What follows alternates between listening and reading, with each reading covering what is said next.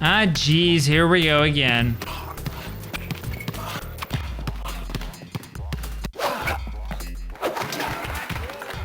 As bad as this game looks to you, it's even worse if you actually play it. This is seriously one of the worst games I've ever played in my life. And that's saying something. That's really, really saying something. I mean, you've seen my other videos, right? I've played a lot of games that really, really suck. Look, there are tons of games out there that suck. There are a lot of Sega CD games out there that suck, and there's a certain reason why those games are bad. We'll talk about that in a second. But Slam City with Scottie Pippen, or Scottie Pippen Slam City, whatever the name of this game is, right? This game is total garbage. This game sucks. And the thing is, if you've never played this game before, which I hope you haven't, you don't understand why. So it looks like you're actually playing basketball, but the truth is that you're just trying to hit the right button on the right frame.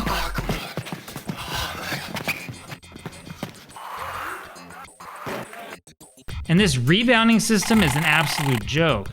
There's supposed to be a system that helps you know what to push at what time, but I just can't get it to work. And the worst part is that you've got to sit through all of these stupid cutscenes. Yo, crush them like a walnut and sprinkle them on some salad. And put some dressing on the board. I mean, think of it this way, right? This game came out in November 1994. This is like, I don't know, like 4 months or 5 months after NBA Jam first came out on like the Super Nintendo and Genesis, right?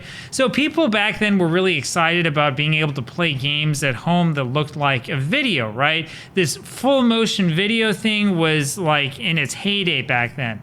And so was like edutainment or whatever they called it. And the full motion video in this game actually is pretty good for the time. Right? It's not the graphics that are the problem, it's the game itself. Now, look, like many of you guys, I've watched that AVGN episode about Sega CD games like over and over again. I've probably seen that Sega CD episode like 1,000 times or something like that. I remember he showed a clip of this game and I always thought, I wonder what that game plays like. Well, now I know, and I wish I didn't. I mean, the idea of a game honoring Scottie Pippen isn't really that bad. Pippen is underrated, in my opinion, and he doesn't get the credit that he deserves. I mean, really, Pippen was a star, it's just that he was overshadowed by Michael Jordan, that's all. I mean, even in NBA Jam, when I play with Special Edition, I always have more success if I let Pippen score like, 6 or 8 points a game or something. Now, what we forget about Scottie Pippen is that he did go through a hard time, especially right after Michael Jordan retired in the summer of 1993, right? Because everybody thought, oh, Jordan's gone. Now Pippen, he's going to be the next best player in NBA history, and that didn't really happen. In fact, it's really obvious that Pippen was going through some trouble at that time when I was looking through newspapers for coverage of this game. Pippen got a lot of heat for the Bulls' lack of success in the 1994 NBA playoffs. And all Pippen could do was shrug his shoulders and say, he wasn't Jordan. In fact, there were some pretty crazy rumors about Pippen being traded in late June 1994, which is really crazy when you think about it. Jordan, of course, was kind enough to rip into his former teammates for not being able to win without him. And I love how Michael says that he would average 32 points a game even if he only had 2 weeks to prepare to return to the NBA. Yeah, when you think about it, Michael Jordan was kind of a jerk, wasn't he? Of course, when Jordan did come back for 17 games at the end of that season, he didn't quite average 32 points a game. It was only 27 a game, so maybe he was missing a couple fouls or something like that. Anyway, so there's that. When Jordan wasn't playing basketball, though, right, like there was definitely a lot of room for basketball games that could use superstar talent like that, especially when you consider that Michael Jordan's game at that time was like this Super Mario ripoff that's really weird. So I guess the company that made this game kind of had no choice but to go after Scottie Pippen. Of course, you only see Scottie if you let the intro screen roll on. Dominate the court, earn some real respect. You and me will play one-on-one. What do you say? I mean, you've got to beat all 4 of your opponents first before you can reach him. And that's a lot easier said than done. So the way that this game worked was more like a point and click game, you know, like with one of these babies, right? It was more like that than it was, you know, like a game with one of these babies, right? Like instead of playing it and like moving your guy left and right and stuff. I mean, you'll see in a second, you can kind of move the screen one way or the other. It doesn't really work that well, right? The problem is you have to figure out what side of the screen you're supposed to go to be able to get the break, and you have to like know this based on like what the opponent says, which itself is really ambiguous. I mean, the differences here between the cues are really minute and really hard to get. In other words, this game is just no fun at all. Now, if you actually read the manual, you will not understand how the game actually works. For example, the manual tells you on offense that you can either choose to take a jump shot or try to drive past your opponent. However, there's no way to figure out whether you can break one way or another, mostly because the game is filled with pre-recorded video, and so you have to guess. And it's frustrating. It's incredibly frustrating. In fact, this is the most frustrating basketball game I've ever played in my life. This makes Barkley Shut Up and Jam look like a masterpiece. Now, I don't think this game is as bad as Ultimate Basketball on the NES. You remember that game where like you pass the ball inbounds and you can't pass it and it's stolen right away and then the computer jumps up and misses the dunk? That game is horrible, right? But this game's still really bad because, like, even with Ultimate Basketball, you can kind of play the game. You can't play this game. I wound up getting so frustrated with this stupid game that I finally decided to give the training mode a try. So to get to this, you have to push the C button at the title screen. This is the same place where you choose the first opponent that you face.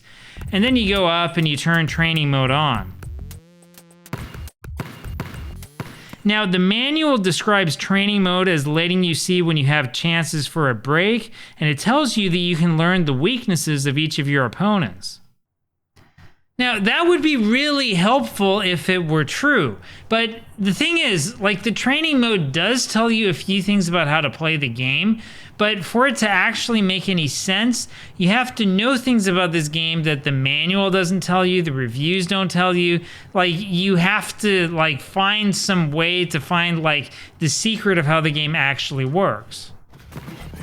So see, what happens here is a little sign pops up all of a sudden telling you which way you can break.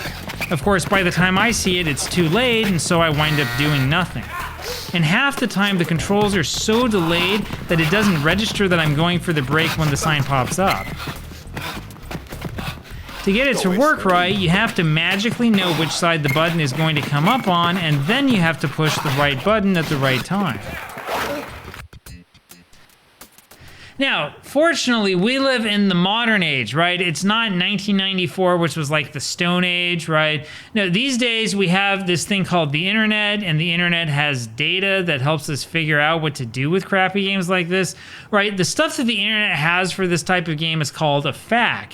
And if you go over to this one site called GameFAQs that actually started in the late 90s, I remember all of this, like, you can go find the guide to this game. But of course, when you read the FAQ, you realize just how bad this game really is. Big shout out to Baker McCutcheon for writing this back in 2015 to tell us how to actually play this awful game.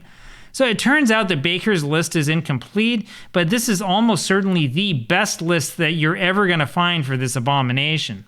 See, the way that this works is that you look for the thing your opponent does at the start of your possession, and then you move the right direction at the right time on the clock. Alright, so check this out. Fingers just said one of these four things. Your guess is as good as mine.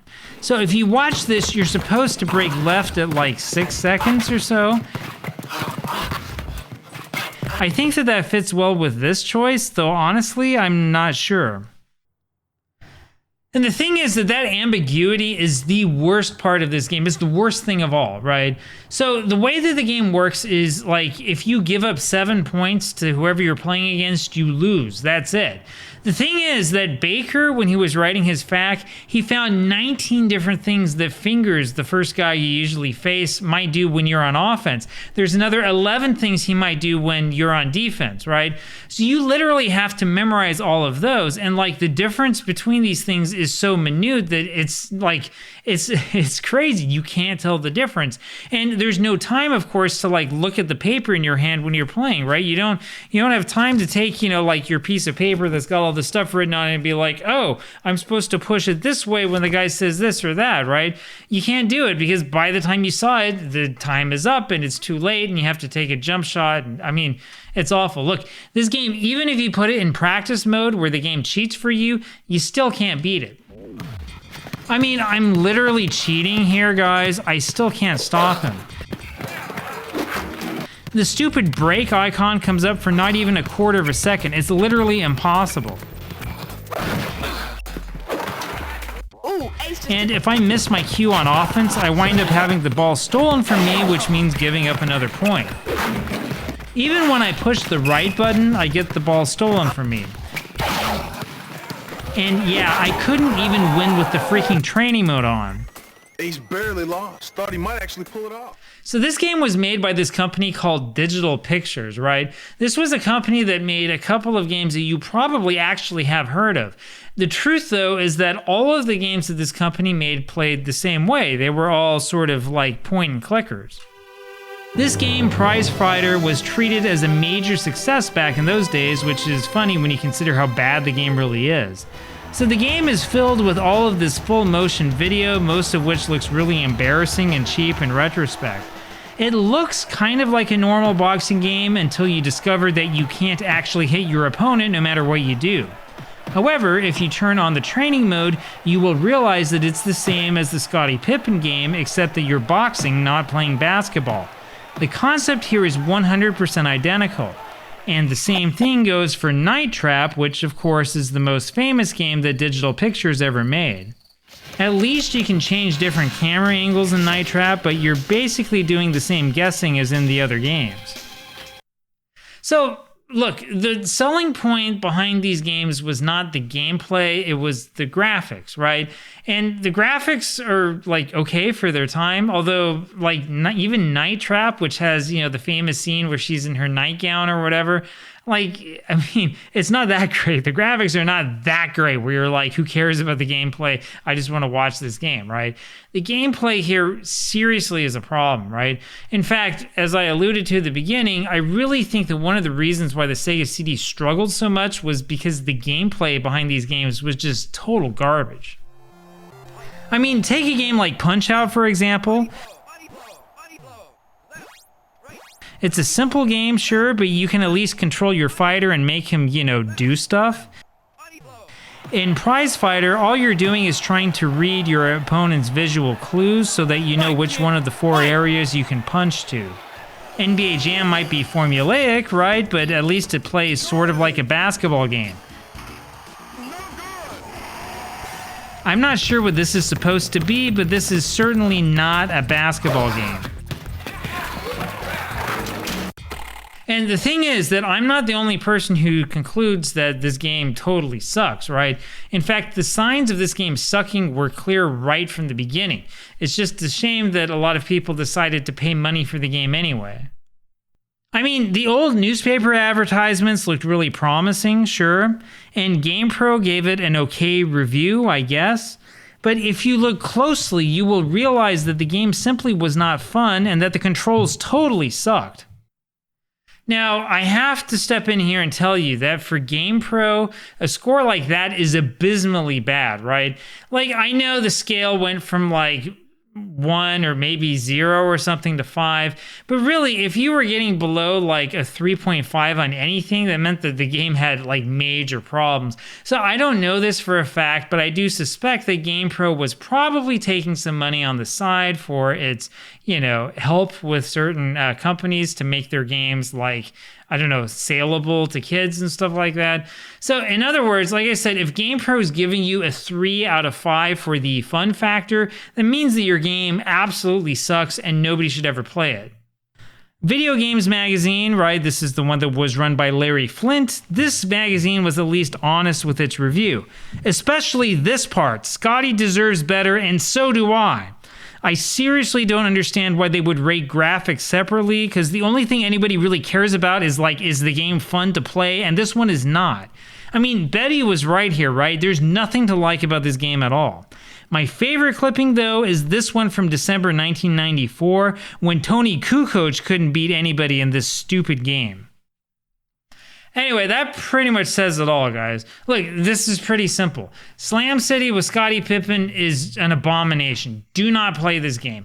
Do yourself a favor. Don't buy it. Don't play it. Don't touch it. I don't care if it's rare. I don't care if, you think that if you get this, you're going to finish your Sega CD collection or whatever. Just don't collect the Sega CD games. It's that simple. Go get Genesis instead, right? Genesis does what Nintendo, but the Sega CD is an absolute abomination. Do what Nancy Reagan told us. Just say no. Just say no to awful video games.